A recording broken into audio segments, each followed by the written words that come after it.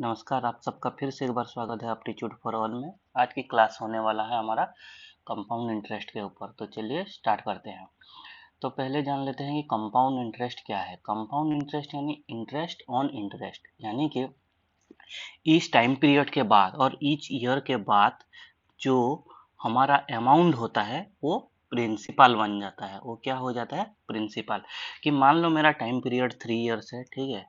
Time period में ले लेता हूँ 3 इयर्स।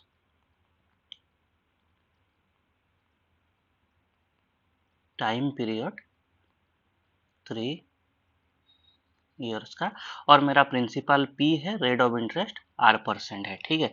तो आफ्टर फर्स्ट ईयर क्या हो जाएगा? आफ्टर फर्स्ट ईयर तो मेरा अमाउंट क्या हो जाएगा? Amount equal to P plus, और ये सिंपल इंटरेस्ट में कैलकुलेट होगा, तो इसका क्या फॉर्मूला होता है? P प्लस PR/100 और P into 1 plus R/100। Now ये जो अमाउंट हो गया, ये अमाउंट, ये प्रिंसिपल हो जाएगा मेरा सेकेंड ईयर के लिए। ये हो जाएगा मेरा principal. So for second year मेरा प्रिंसिपल जो हो जाएगा, ये हो जाएगा P इंटू 1 प्लस R/100, ठीक है। तो सिंपल इंटरेस्ट से कंपाउंड इंटरेस्ट कैसे डिफर है? सिंपल इंटरेस्ट में क्या होता है था, हर टाइम पीरियड के लिए मेरा जो प्रिंसिपल P था ये फिक्स्ड रहता था। लेकिन कंपाउंड इंटरेस्ट में क्या हो जाएगा, जो मेरा अमाउंट होगा इस टाइम पीरियड के बाद वो अगले टाइम पीरियड के लिए प्रिंसिपल हो जाएगा। सो यहाँ पे अब मेरा अमाउंट क्या हो जाएगा सेकेंड ईयर के बाद? अमाउंट क्या हो जाएगा? प्रिंसिपल। सो मान लो इसको मैं P डैश ले लेता हूँ। P डैश प्लस इंटरेस्ट जो होगा, वो इंटरेस्ट क्या हो जाएगा? P dash into R%। So और this is equals to P dash into 1 plus R/100, and P dash क्या होगा अब? P into 1 plus R/100 into 1 plus R/100 which is equal to P into 1 plus R/100 square, ठीक है। Similarly after n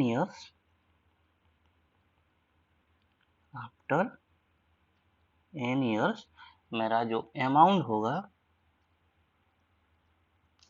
होगा ये क्या हो जाएगा? P into 1 plus R/100 to the power n। तो समझ में आ गया कंपाउंड इंटरेस्ट कैसे कैलकुलेट करते हो, ठीक है। अब चलो जान लेते हैं कंपाउंड इंटरेस्ट के कुछ इम्पोर्टेंट पॉइंट्स के बारे में, ठीक है।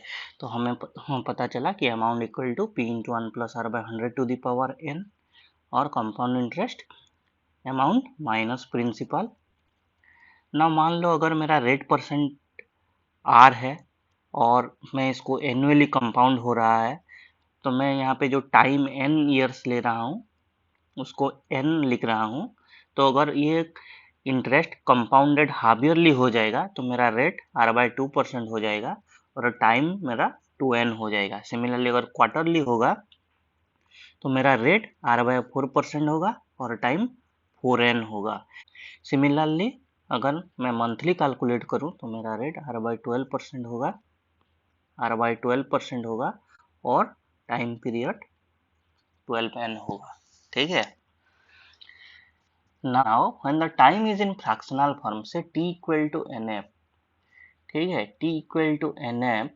सो यानी मान लो t इक्वल टू ये है, देखिए ये फ्रैक्शन फॉर्म में है n इंटू एफ। सो यहाँ पे आप देख सकते हैं n इक्वल टू 2 और f equal to 5.7। Then amount का फॉर्मूला क्या हो जाएगा, जो मेरा प्रिंसिपल होगा 1 plus R/100 to the power n होगा। ये हो जाएगा मेरा n यहाँ पे देखिए 2 है so r by 100 to the power 2 and 1 plus rf by 100, 1 plus r f का वैल्यू देखिए 5/7 है by 100, ठीक है।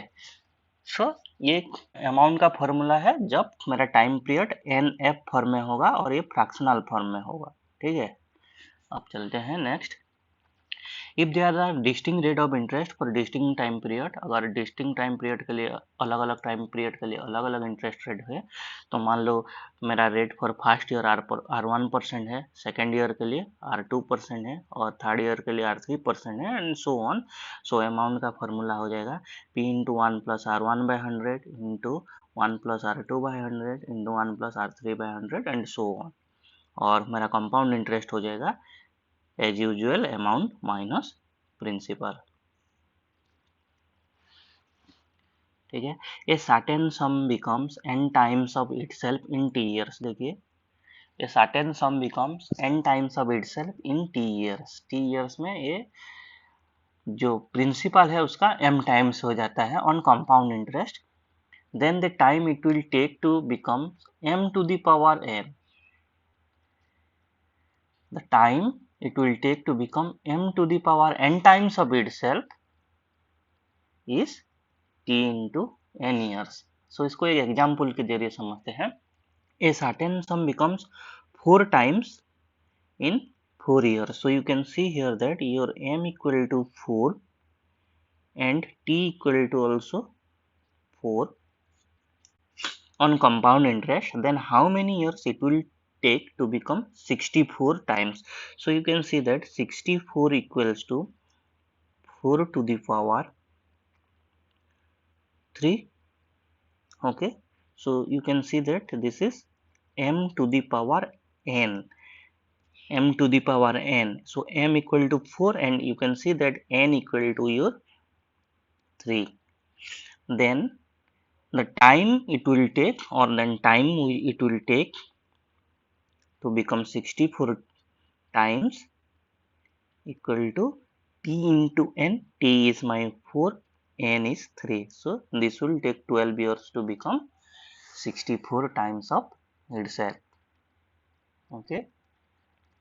Now similarly, if a sum becomes n times of itself in t years on compound interest, then rate percent equal to this one, the amount is this much times this sum after 3 years at compound interest annually, then the rate of interest per annum is, so you can see that this is your n and this is your t, then r percent equals to rate of interest per annum r percent equal to n, n equals to, you can see that this is 27/8, 27/8 to the power 1/3, t since t is your 3 minus 1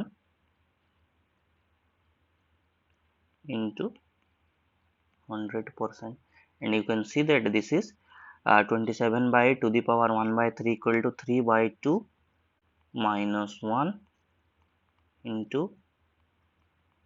100%, so this is 0.5 into 100, yani this will come 50%, okay.